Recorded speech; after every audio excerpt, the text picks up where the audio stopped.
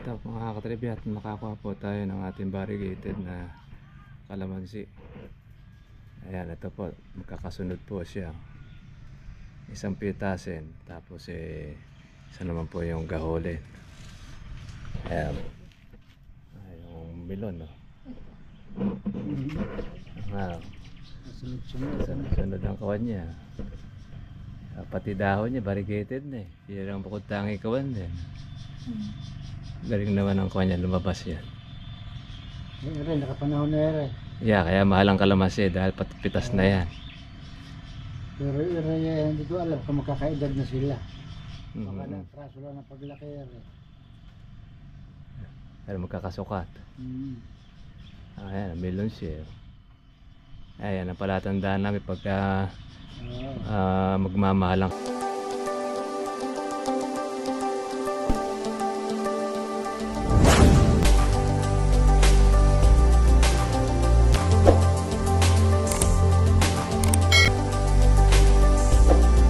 Kumusta na po kayo mga katribya, at welcome po sa aking YouTube channel. Ngayon po ay ito, patubig naman po tayo pong muli dahil hindi pa po mga katribya tayo nakakatikip po ng malakas po na ulan. Pero pagamat ngayon ay siyempre Mayo, expected na po natin na meron talaga magiging ulan po na malakas. Pero for the meantime, habang wala po yan, ito't patubig lang muna tayo ng patubig para at least po noon ay medyo ginahawa tayo pagka po umulan na, hindi na tayo makakapagpatubig. Yun naman pong ating mga buko na mga maliliit na gamais. Nakikita na siya. Ayan, tuloy-tuloy pa rin po mga katribya po ang pagbubulaklak ng kalamansi po natin. Ayan. Ito mga buko na. Yun. Meron tayong second batch dahil hindi naman tayo mapipitas sa susunod.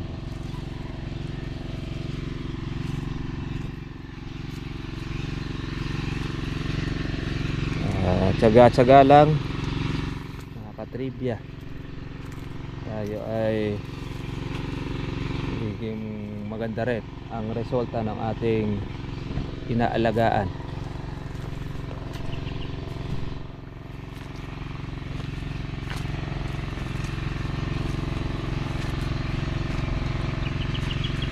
Tubig. Ayan, meron rin naman tayo nasa ilalim na halawin. Maganda pa naman po mga katribya po ang presyo. Nasa 1.7 ang kalamansi. Kaya palagay ko makakahabol pa itong ating inaalagaan.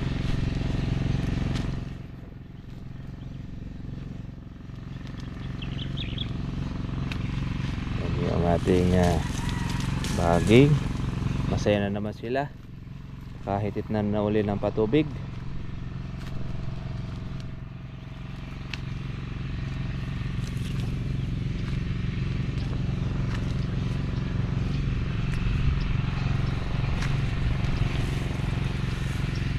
Tubig tayo mga katribya.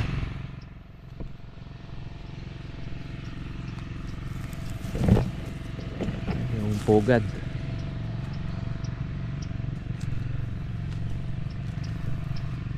Grabe ang init ng panahon.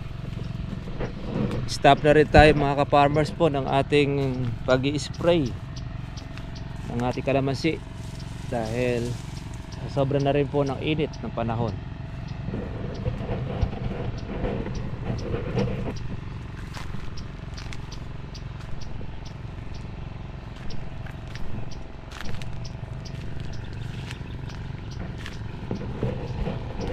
Ay, masa na po kayo mga ka-farmers. Happy farming po sa lahat. At sana'y nasa mabuti kayo kalagayan. Medyo giginhawa na po ang ating pakiramdam basta't katikim tayo ng magandang patubig or ng ulan na nagmumula sa taas.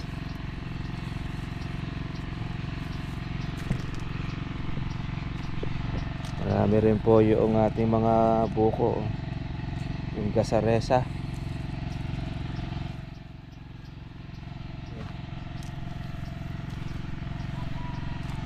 Ito naman po yung ating pang 20.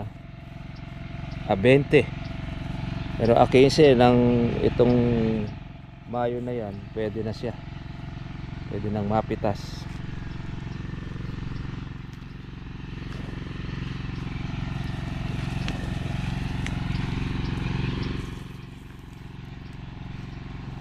Marso, Mayo. Hindi naman tayo po nainip, mga katribye. Mayo na. Papunta na ulit tayo sa ating tagulan. Kaya itong ating alagaan continuous. Kaya kung di natin ito in-spray, wala itong maliliit na bunga ng ating kalamansi.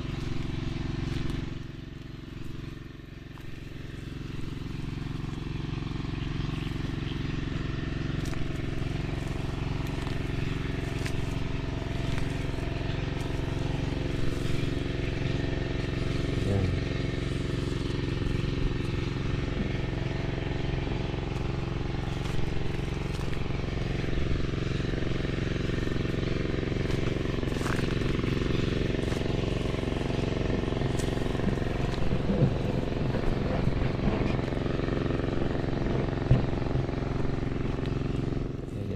Bulaklak halos hindi na po makalaki ang mga bulaklak dahil sa tindi ng init. Grabe. Pero may mga lumulusot pa rin, talagat hindi siya nahihinto.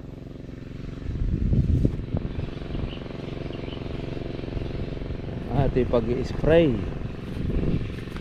may lang siya giginhawa. Ganda na po ng dahon.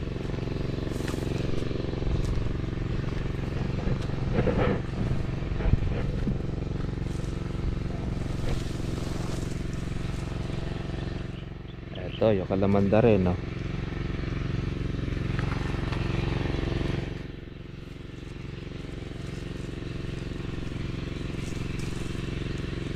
Lusot.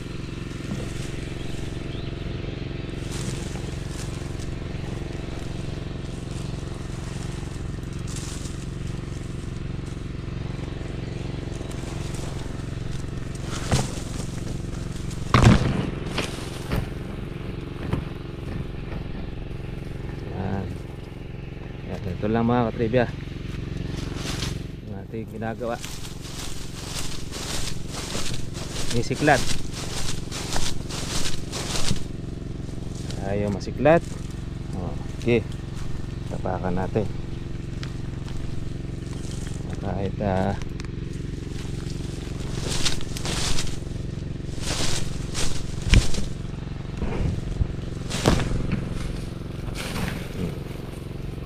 okay,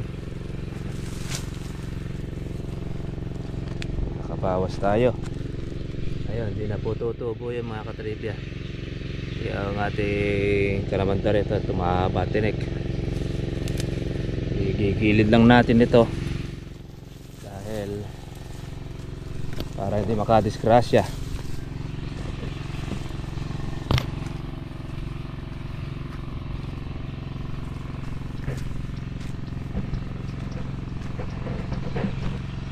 Grabe, ang init. Alas 4 na at hindi pa rin nasikat ng araw. Galit na galit siya haring araw, mga katribya.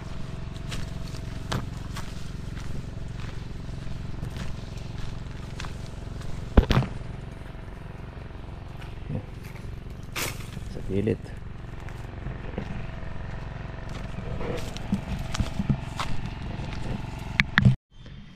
Ito mga katribya, at nakakuha po tayo ng ating variegated na kalamansi. Ayan, ito po, magkakasunod po siya. Isang pitasin, tapos isa naman po yung gaholin. Ayan. milon, no? Mm-hmm. Wow. Sunod-sunod. Sunod ang kawan niya. Pati dahon niya, variegated na eh. Yan ang bukod tangi kawan din. Galing naman ang kawan niya, lumabas yan. Ere, nakapanahon na ere. Yeah, kaya mahal ang kalamansi dahil pitas na yan. Pero ere, hindi ko alam kung magkakaedad na sila. Baka Mhm. lang, traso lang ng paglaki ere. Pero magkakasukat. Mm. Ayan, melon siya. Ayan, ang palatandaan namin pagka Oo. magmamahal ang kalamansi at Pati dahon eh, parang kwan eh. variegated na rin. Mm. Mhm. Eh, nagbibigay kasi ng sinyalis noon na yung kwan, yung berdeng-berde dahon. Ayan, pati dahon. Kaya ito pati dahon, hindi ko Sa- alam, baka kaya lang nagkaganito rin dahil dito sa dahon. Dahil variegated at kawan siya. Oo. Pero maganda pa rin ang presyo. Ito, nakapresyo to. Kaya pitasin na kasi yan. Medyo mura ito. Maaaring manatili yung presyo hanggang sa paglaki nito. Humabol, ano. Oo. Pwede magtagal pa. At saka yun maraming mga nasirang bunga-bunga eh. Oo. Kahit ini-spray yung mga nalalaglag at sobrang dami na insekto na nakaraan na yan. Yung size ng atin ganito eh. Yung mga gaholin, Oo. mahigit. Ayun, yung kalating na yan, yung uno na yan. Ito. Ayan. Ganda ng kuwan eh, variegated pati dahon eh. Kasi hindi pa kasi nagmintis yung mga ganito pag lumilitaw. Yan ang palatandaan natin eh. Oo. Sa kamatis naman, pag lumitaw ang ganito, babagak naman ang presyo. Babagsakan. Oo. Yung parang milon. Mm. Ano pala tandaan naman sa kamatis? Ang ganda ng kawan niya. Doon lang sa kawan niya, sa bungad lang yan. Baka ako magkakadikit ka ako yung variegated na eh. Sa kamote naman, kamoting bagay. Pag lumitaw yung kambal, Ayun. mababagsak naman ang presyo. Pagkakambal. Pagkakambal. Ibig sabihin kasi na maraming laman ng kamote. Kaya nagkakambal-kambal na. Maraming supply.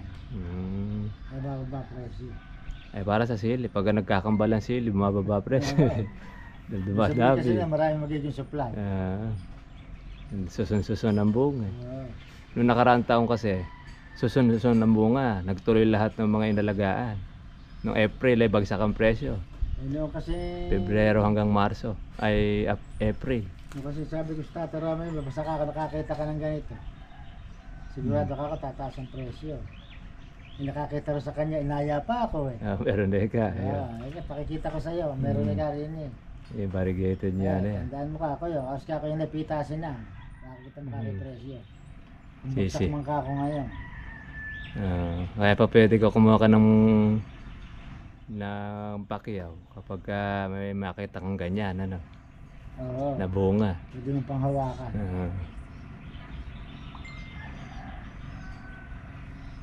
Ganda na itsura niya. Bilog na bilog. Alam mo siyang melon eh. Hindi, alam mintis yan. Medyo tatagal ang presyo ng kalamansi. Ayan, good news po sa ating pong mga nag-aalaga ng kalamansi eh. Pagamat bumaba po ngayon pero nasa 1,700 pa rin. Maganda pa yung presyo na yun. Maganda presyo po na yun mga katribya. Maaari siguro, baka yan ang pinakamataas. Doon sa malaki na yun, yun ang nakapresyo. Yun na, ito yung price na ito. Yan. Isusunod na yun, dati alam, pwedeng tumaas pa rin. Oo. Pwedeng, o kaya lang baka hindi na siguro sa magandang 2,000 yan. Baka. Hanggang doon, pero okay pa rin siya. Siguro, 1.8 yan. 1.8. Malalaman pa rin yan doon sa dagsa ng kalamansi. Bagay, sabi nung kay Baya, kahit sa dayo, kakonti rin ng mga bunga ng kalamansi. Laras yung ako na. Mga nasira rin ng mga nakarang nag-uulan na yan ng Pebrero. Isang galing dito nagtigahakot ng kalamansi sa bayan. Yung pinto sa nila, 3 hektarya, nakuha nila, 5 eh. Ay, 5 pero wala, mga red ba? Buti mo lang ka kayo, mapagod ka. Kaya nga naman pitasin, no? Masabi ka napakadala. Marami nga naman daw ng mga nasira. Ayan, kasi mga katriba ngayon, iba talaga mga insekto ngayon. Talaga mga na-immune na sa mga ginagamit natin mga pang insecticide. Kaya halos hindi na ngayon pinapansin. Tapos yung panahon pa sumabay. Pero tsaga-tsaga lang tayo sa pag-aalaga. Ngayon marami ngayon natira yung second batch po natin na in-spray. Yung mga natira noong ating first batch, ganito na sana yan. Bubuti lang mais, mas marami. Yun, yung mga gamais, tsaka yung gamunggo. Yan, mga pang... Baka marami makatuloy siguro dahil parang lumipas na yung hayop. Ayop, Nakabagsikan. pangkuha na yun, pang July na yun. June, July. Yun, June, July. Meron naman tayo pang halawin, ayan. Ganda na itsura Ang niya. halaga, kada buwan meron ka bilado. Meron akong mapipitas. Kaya lahat ng presyong dumali, meron ka.